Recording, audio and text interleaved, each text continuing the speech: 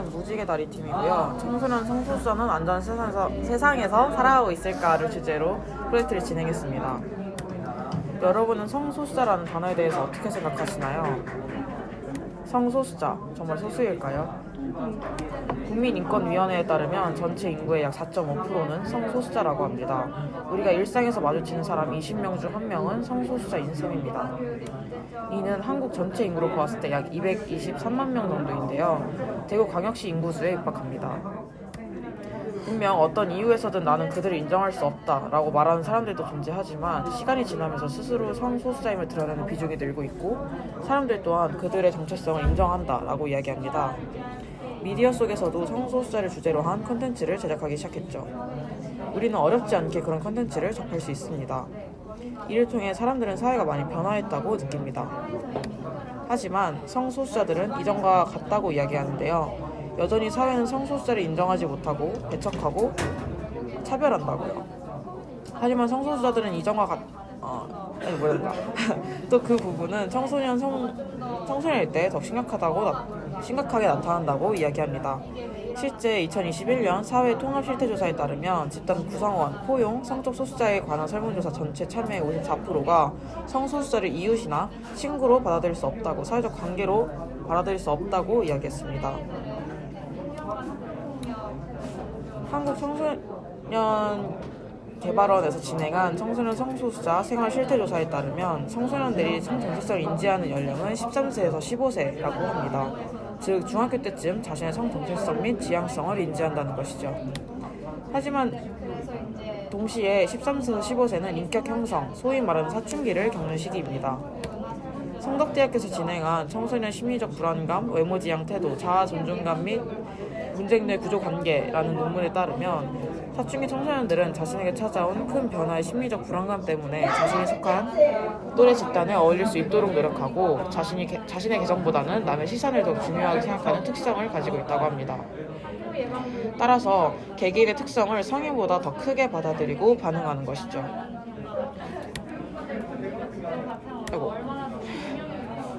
청소년 성소수자는 정체성과 관련해서 직접적으로 또는 간접적으로 혐오적인 발언과 태도를 경험하게 되며 이를 통해 사회가 성소수자에 대한 부정적인 태도를 갖고 있다고 인식하게 됩니다. 실제 한국청소년개발원에서 진행한 청소년 성소수자 200명을 대상으로 진행한 설문조사에서 응답자 98%가 교사나 다른 학생으로부터 성소수자에 대한 혐오 표현을 들은 경험이 있다고 이야기했습니다. 특히 남성이 남성을 사랑하는 것은 자연스럽지 않다는 표현이 가장 높은 수치로 나타났습니다. 이를 언급한 대상으로는 교사 65%, 학생 78%를 집계되었죠. 그 외에도 동성애는 도덕적이지 않다, 동성애자는 자라는 학생들에게 나쁜 영향을 미친다, 동성을 사랑하는 마음을 싫어할 수 있다 등의 완곡한 혐오 표현부터 성소수자를 향해 더럽다, 역겹다, 징그럽다 등 비난의 말을 들은 경험도 상당했습니다. 이는 비단 청소년 성소수자들만이 겪은 경험은 아닙니다. 한국여성정책연구원에서 중학생 4,000명을 대상으로 진행한 혐오표현 설문조사 결과 내가 다른 사람에게 하거나 다른 사람이 나에게 한 경우를 합했을 때 가장 많은 비중을 차지한 것은 패드립이었으며 그 다음으로 가장 높은 비율을 차지한 것이 성소수자 비하였습니다. 또한 청소년 성소수자 200명을 대상으로 설문조사를 진행한 결과 정체 응답자의 51%가 적어도 한 번 이상 욕설 등 언어적 모욕을 당했다고 답했으며 23%가 신체적 폭력의 위협을 당했다, 10%가 성적인 폭행을 당한 적이 있다라고 답하며 신체적 혹은 성적인 폭력 피해를 경험했다는 것을 알 수 있습니다. 이렇게 청소년 성소수자는 단순히 자신의 존재를 인정받지 못하는 것에서 그치지 않습니다. 너무나 당연하게 차별받고 폭력을 경험합니다. 이러한 상황을 이유로 성소수자들은 자아 존중감이 결여되고 우울 수준이 높으며 자살 시도가 일반 청소년들에 비해 8배가량 높습니다. 자신이 사회에서 감당해야 하는 것에 대한 불안감과 두려움을 느끼며 어려움을 해결하지 못해 소외감을 느껴 정신적인 어려움을 겪는 것이 그 원인이다라고 청소년 성소수자 위기 지원센터 띵동에서는 이야기합니다. 사람은 인간다운 생활을 위해 지켜져야 하는 기본권을 모두 가지고 있습니다. 기본권은 당연히 보장받아야 합니다. 국가에서는 헌법을 통해 이 국민의 인권을 보호해주기 위해 노력합니다. 하지만 기본권이 잘 보장되고 있지 않는 대상이 바로 청소년 성소수자들입니다. 그렇다면 청소년 성소수자들은 어떤 인권 침해를 받고 있을까요? 청소년 성소수자들은 대표적으로 평등권, 행복 추구권 등을 침해받고 있고 그 외에 생명권, 사회특권 등 역시 침해받고 있습니다. 헌법에 명시된 평등권입니다.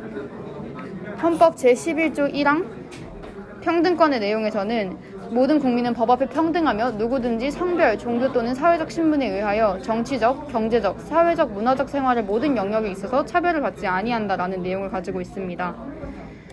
하지만 청소년 성소수자들은 성별로 인한 차별을 받고 있습니다.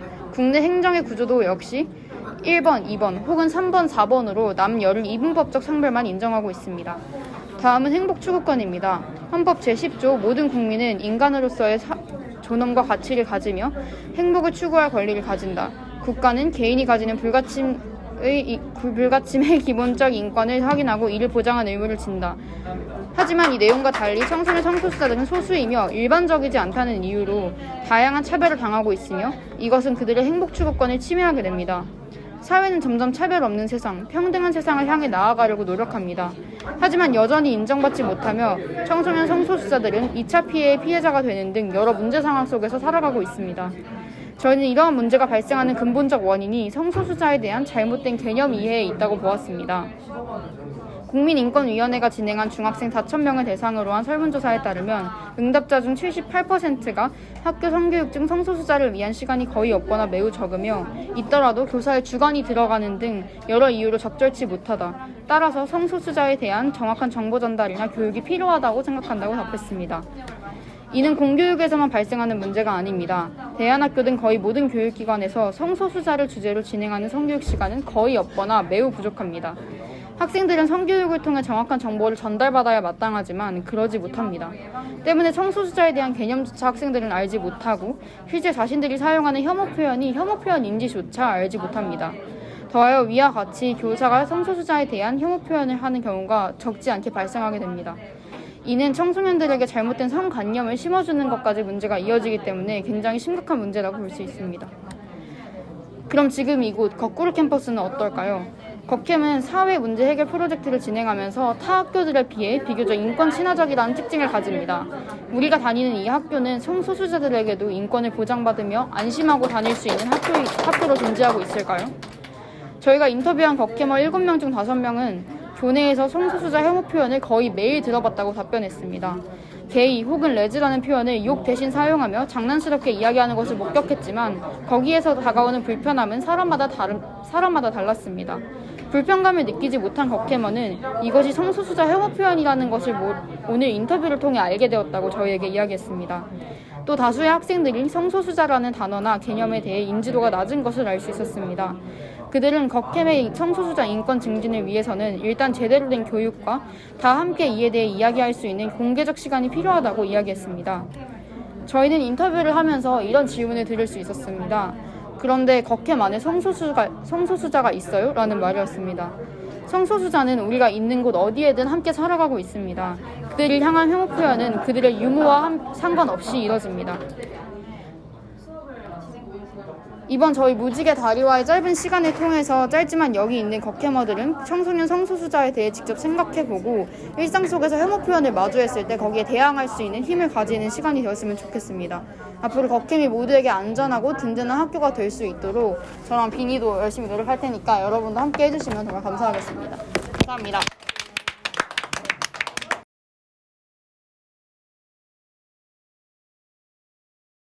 안녕하세요. 저희 팀은 마루에서 신나게 관리관리 팀입니다. 저희 팀의 주제는 청소년들이 자신의 놀권리와 실권리를 지키기 위해 어떻게 해야 하는가라는 주제를 가지고서 이 주제 중심 프로젝트를 진행했습니다. 저희 몸에 이렇게 5대 영양소가 가장 중요한데 이렇게 진행이 되고요. 단백질, 탄수화물, 미네랄 그래서 일단은 원래 저희 팀의 소주제의 키워드는 게임이었는데요. 이제 청소년의 학업 관계 등에서 받는 스트레스를 해소할 곳이 없어서 이제 게임 대신 스트레스를 해소할 곳이 마련되어야 한다라는 것에서 시작했습니다. 그래서 이제 게임 중독과 운동 부족 등의 문제들을 다루려고 했는데요. 그러다가 이제 회의를 길게 하다가 청소년들의 놀 권리와 실 권리에 대한 이해가 나왔고, 그 다음에 이제 청소년 공간이라는 이야기까지 하게 되었습니다. 상당히 도와주고요. 우리나라 청소년들은 제대로 쉴 권리와 놀 권리가 보장받고 있는 것일까? 라는 의문으로 이제 결론적으로는 청소년들의 놀 권리와 쉴 권리에 대해 다루며 청소년 공간까지 포함해서 이야기를 해보려고 했는데요. 이제 저희는 모든 권리는 당사자의 목소리로부터 시작한다고 생각을 했기 때문에 쉴 권리와 놀 권리의 당사자들이 청소년들이 직접 이 권리에 관심을 가지고 지키기 위해서는 어떻게 해야 할지에 대해서 고민을 해보기로 했습니다. 그래서 여러 기사들을 찾아보면서 청소년들의 쉴 권리와 놀 권리에 대해서 기사를 찾아보고 잘 보장받고 있는 것일까 과연 이런 이야기에 대해서 알아봤습니다. 이제 그러면서 유엔 아동 권리 협약에 청소년들의 놀 권리와 쉴 권리가 보장받아야 한다고 명시되어 있는 부분까지 찾게 되었는데요. 사실 이 부분에 대해서는 많은 청소년들이 그리고 저희 포함해서도 잘 모르고 있던 부분이라서 이런 처음 알게 되는 부분들을 알게 되었습니다. 우리들 중에서도 이제 그런데 이제 기사로는 청소년들의 목소리를 직접적으로 들어보는 것에 대해서 한계가 있다고 느껴서 설문조사를 진행을 해보기로 했습니다. 설문조사를 하면서 학교 밖 청소년들과 학교 안 청소년들을 구분하지 않고 설문을 받았습니다. 학교 밖 청소년들이라고 쉴 권리와 놀 권리를 충분히 보장받고 있는지 저희가 확실하지 않았기 때문에 일단은 나눠서 학교 안 청소년과 학교 밖 청소년 두 대상 모두 설문조사 범위에 포함을 했고요. 어쨌든 설문조사를 통해서 저희 팀이 알게 된 점은 청소년들이 쉬는 것과 노는 것의 중요성을 모두 느끼고 있고 쉴 권리와 놀 권리의 중요성을 느끼지만 이제 유엔 아동 협약에 청소년들의 놀 권리와 쉴 권리가 보장받아야 한다고 명시되어 있는 부분까지는 잘 모르고 있다는 점을 알게 되었습니다. 또한 청소년 공간이 집 주변에 생긴다면 관여량이 높다는 것까지 알게 되었습니다. 여기서 약간 의문이 드실 수도 있는데요. 놀 권리와 쉴 권리가 무슨 상관이지? 라고 생각하실 수 있을 것 같아요. 저희도 사실 이 연결점을 정확하게 설명할 수가 없어서 처음에 정리를 하느라고 조금 어려웠습니다. 하지만 설문을 바탕으로 정리를 해봤습니다. 청소년들이 놀 권리와 쉴 권리를 잘 보장받지 못한다고 느낄 때는 주로 스트레스를 받게 되었습니다.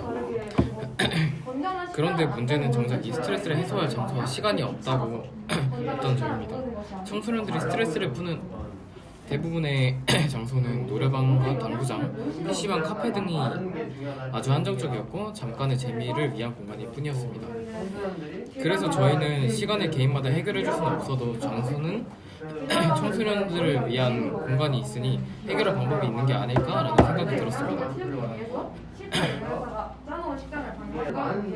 또한 청소년 시기에 자신이 존중받는 장소에 가서 다양한 또래의 친구들을 만나며 우리들만의 세상을 만들어보는 경험을 해보는 것이 아주 중요하다고 생각하고 꼭 필요한 경험이라고 생각했습니다.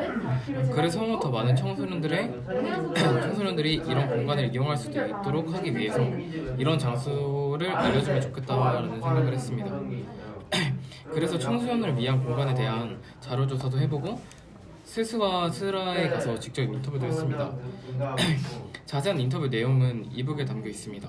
스스라 매니저분들이 해주셨던 말인데 오늘 발걸음은 가볍게 집으로 갈 때 양손은 무겁게 갔으면 좋겠다고 하셨습니다.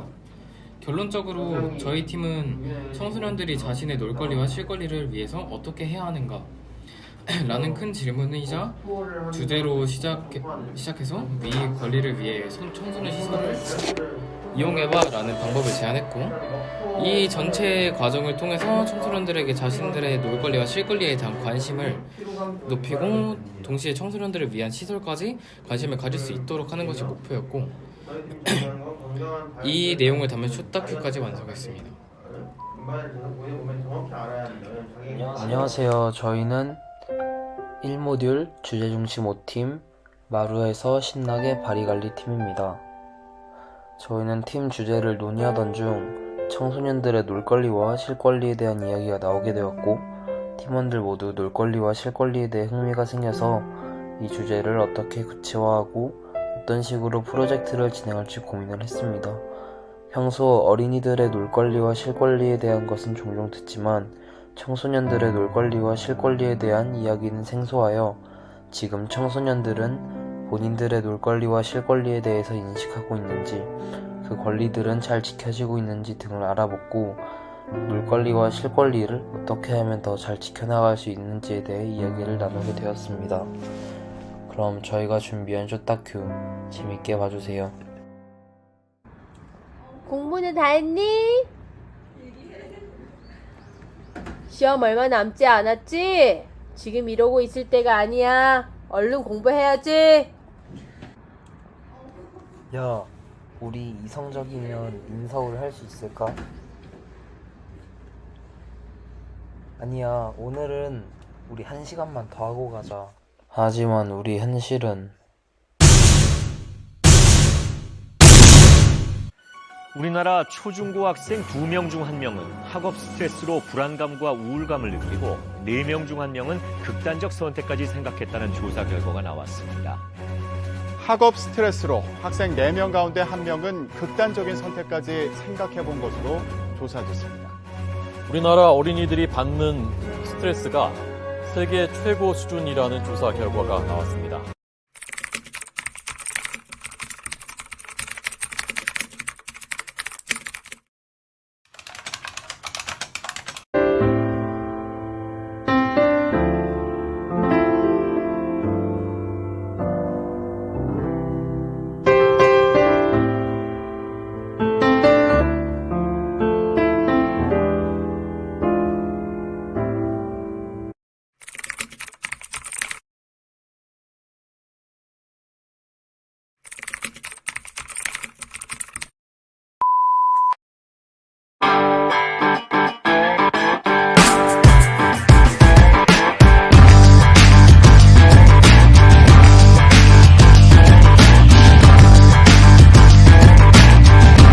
하지만 우리 현실은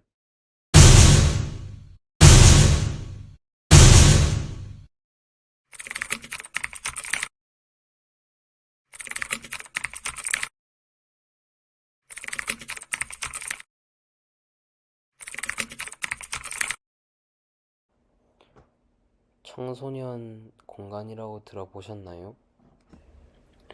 청소년 공간은 청소년을 대상으로 다양한 활동과 프로그램을 통해 많은 청소년들이 다양한 경험을 할 수 있도록 지원을 해주는 곳입니다.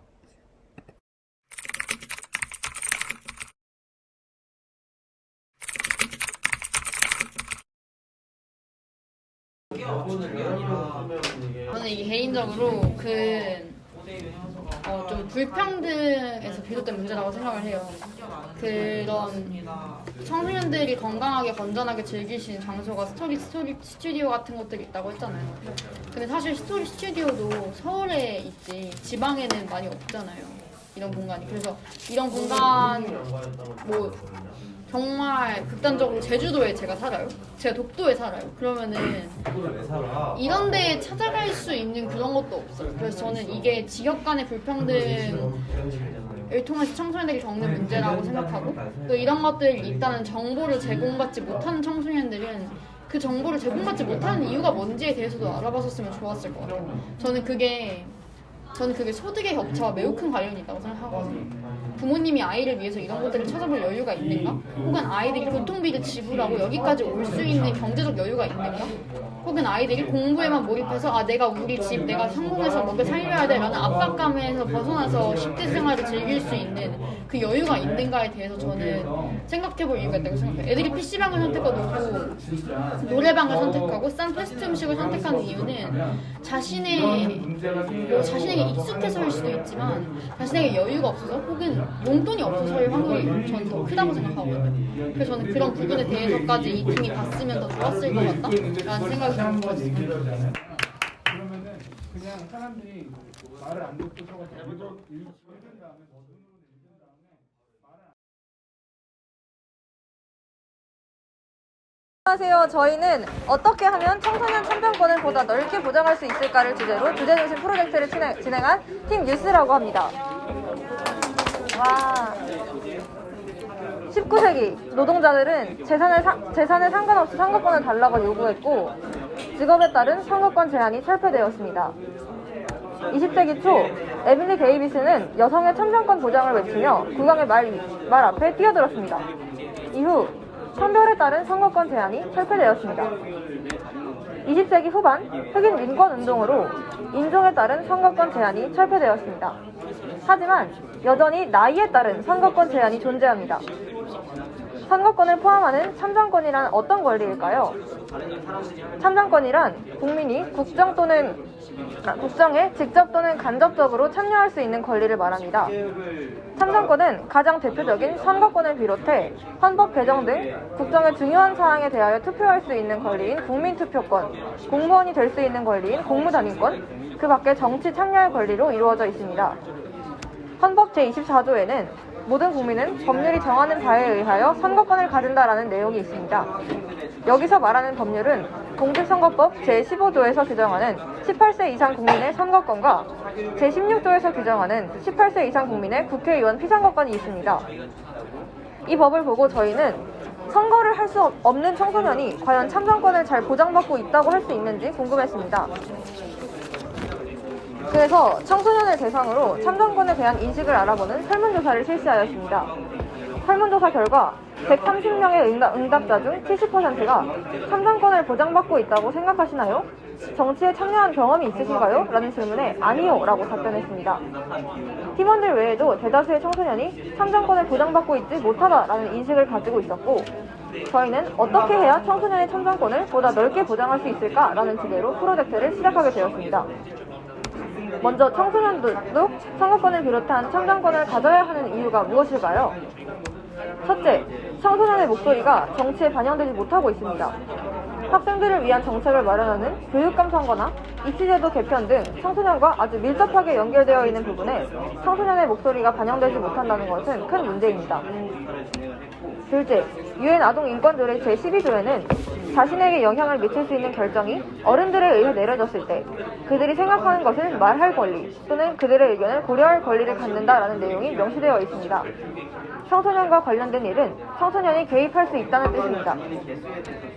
셋째, 2020년 아동청소년 인권실태조사에서 청소년 아동도 사회 문제나 정치 문제에 관심을 가지고 의견을 제시하는 등 사회에 참여할 필요가 있다라는 질문에 90%가 그렇다라고 답했습니다. 참정에 청소년이라는 주체가 참여해야 한다는 목소리는 청소년 내부에서도 점점 커지고 있습니다. 그럼에도 불구하고 청소년이 선거권을 가질 수 없는 이유는 무엇일까요?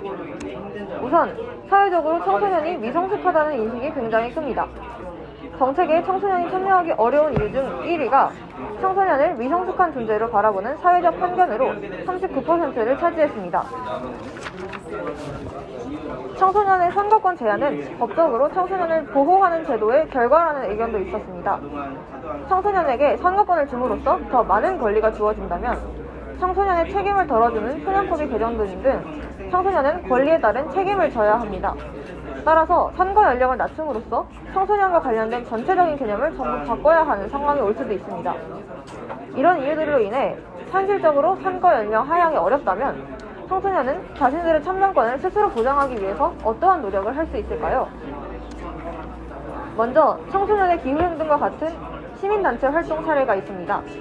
생존권과 밀접하게 관련되어 있는 기후위기를 막기 위해 여러 캠페인이 진행되고 있는데요. 청소년들도 이러한 기후단체에 가입해 같은 뜻을 가진 사람들과 함께 목소리를 낼 수 있습니다. 또한 대한민국 청소년의회에 참여할 수 있습니다. 청소년의회는 청소년에게 정치적 권리 실현과 사회 참여, 진로 체험 등 다양한 활동을 할 수 있는 기회를 제공해줍니다. 이는 청소년 기자단, 청소년 비평단, 청소년 의원 등으로 구성되어 있습니다. 이외에도 대통령실 국민제안 사이트 등을 이용해 나의 목소리를 낼 수 있습니다. 그렇다면 국가에서는 청소년의 참정권 보장을 위해 어떤 노력을 해야 하는지 해외 사례를 통해 알아보겠습니다. 첫 번째 사례는 코스타리카의 모의투표입니다. 코스타리카는 우리나라와 같이 18세 선거권 연령 제한을 가지고 있지만 12세부터 17세까지의 청소년들은 모의투표에 참여할 수 있습니다. 국가기관에서 대상자들에게 선거를 위한 신분 증명서를 발급하고 투표를 진행하는데 이 투표 결과는 언론에 공표되고 대통령 후보자와 국회의원에게 전달되어 여론의 반응과 청소년을 위한 정책 수립에 많은 영향을 줍니다. 직접적인 선거 참여는 아니지만 국회의원들은 이 모의투표로 생긴 여론을 굉장히 신경 쓰며 청소년의 의견을 정책에 반영하고 있습니다. 두 번째는 영국의 사례입니다. 영국은 20년 동안 청소년 의회를 이어왔습니다. 우리나라와 차이점이 있다면 청소년 의회가 지방 청소년 의회가 약 600여 개나 되고 정부로부터 직접적인 관리와 기회를 제공받는다는 점입니다. 국가에서 적극적으로 청소년 의회 운영을 지원해주고 있는 셈입니다. 청소년의 참정권을 보다 넓게 보장하기 위해서는 위 두 사례와 같이 국가 차원에서의 청소년이 정치에 참여할 수 있는 기회를 만들어주고 청소년 스스로 자신의 의견을 내기 위해 노력해야 할 것입니다. 더 많은 청소년들이 사회의 자신의 목소리를 당당히 낼 수 있기를 바라며 발표를 마치겠습니다. 감사합니다.